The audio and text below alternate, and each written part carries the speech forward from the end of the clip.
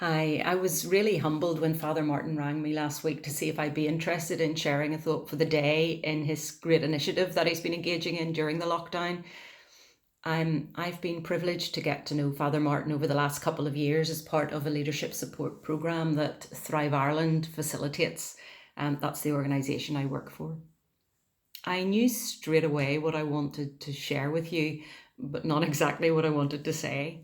So I've been wrestling with my thoughts over the last few days. The importance of relationship and facilitation of a sense of belonging in community is something that I feel strongly God has been placing on my heart for a few years. Teasing out my thoughts has been helped by engaging with leaders like Father Martin, both in Africa, where I was working with the Christian development agency called Tear Fund, and in Ireland with my own organisation, which is called Thrive Ireland. It's fairly obvious that one thing that has been highlighted by this enforced stay in our homes, even if we're with our families, is how important both relationships and community are to us. We need and crave connection for our well-being and for our positive mental health. God said right back in Genesis chapter 2, verse 18, "It is not good for man to be alone." Although I now work in community and international development, my background is in acting and singing, and I lead a choir in Newton Ards where I live called Ard's Voice every Monday night. There are about 70 in the choir, and many of them are older and self-isolating. Some of them live alone. I was wondering if there was some way of connecting them and tentatively used Facebook Live on the first Monday night that we couldn't meet in person. It was just me using backing tracks and manually conducting to what I hoped were a few of my choir in their homes around Newton Ards and Bangor. Over 30 people joined, but they couldn't see each other, so they shared photos of each other singing in their kitchens and in their living rooms. Now we've added Zoom, and part of the challenge has been helping older people unsure of technology through the process of engaging. We can see each other, but everyone, apart from me, as I'm leading the singing and playing the music, has to mute their mics, as all Wi-Fi's run at different speeds, and trying to sing together is therefore totally impossible. But the fact that we now have 45 to 50 people engaging every Monday night is testimony to how important community is. I have to say it's really heartwarming and a really humbling experience to see people singing together and waving and smiling. For some, it is the highlight of their week. Even people who don't normally sing with the choir, they've joined in as well. And community has been created in different ways too.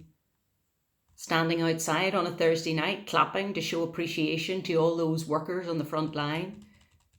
Churches who are working together, in many cases for the first time, to bring both practical and spiritual support to the whole community. About 20 church representatives in Newton Ards are on a WhatsApp group, making decisions quickly and responding to need as it comes in. They produced a leaflet with 2 phone numbers for help and signposting for the vulnerable and those shielding, and within 3 days had distributed it to 10,000 homes in the area. For a predominantly Protestant community like Newton Ards, this is amazing. The Protestant faith can often be seen as very individualistic, and within Newton Ards we have 27 churches, 26 Protestant, which includes Presbyterian, Methodist, Anglican, Baptist, Pentecostal, Brethren and Independent, and 1 Catholic church. But as we engage together in helping and supporting one another, regardless of what denomination, God is at work in hearts and in minds. We are seeing during this pandemic that the people who are worst affected are those living in poverty. I mentioned that I worked for Tear Fund for a number of years, and their theory of poverty states that poverty is holistic. It's not just economic or physical, but it's also social, environmental, and spiritual.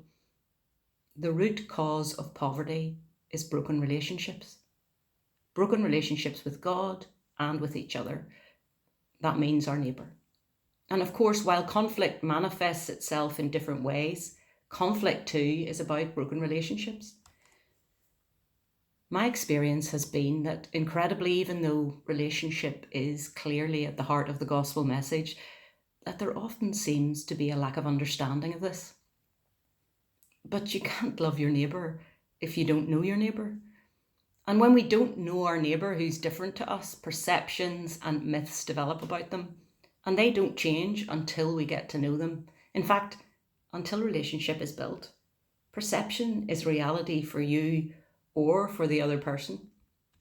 So relationship has to be at the heart of peace building. To keep faith with truthfulness, to enable us to challenge power, to enable us to name injustice, and to enable us to inspire dreams and visions of hope. Sadly, in Northern Ireland, we seem to be driven by a focus on economic peace rather than relational peace. But it seems to me pretty obvious that we can't do much without the slow process of building relationships. Without relationships, particularly with people different to us, we lack the knowledge or understanding of the issues that they are dealing with or the reality of their lives. This makes us really quick to judge, to condemn, to label and to scapegoat. A woman who recently reported her neighbour for going out too much in her car every day during the pandemic later discovered that her neighbour was a nurse working on the front line. I'm a doer by nature, so these words by Dutch Catholic priest and pastor Henry Nouwen spoke clearly to me when I first read them, and I want to share them with you now. He said, "More and more, the desire grows in me simply to walk around, greet people, enter their homes, sit on their doorsteps, play ball, throw water, and be known as someone who wants to live with them. It's a privilege to have the time to practice this ministry of presence. Still, it's not as simple as it seems. My own desire to be useful, to do something significant, or to be a part of some impressive project is so strong that soon my time is taken up with meetings, conferences, study groups, and workshops that prevent me from walking the streets. It's difficult not to have plans, not to organise people around an urgent cause, and not to feel that you are working directly for social progress. But I wonder more and more if the first thing shouldn't be to know people by name, to eat and drink with them, to listen to their stories, and to tell your own, and to let them know with words, handshakes, and hugs that you do not simply like them, but truly love them. Well, we may not be able to shake hands or hug people at the moment, but let's be creative with the ways that we can be present for people, either individually or by facilitating the creation of community. As Christians, we are presence carriers, and as we bring blessing to others, so we are blessed in turn.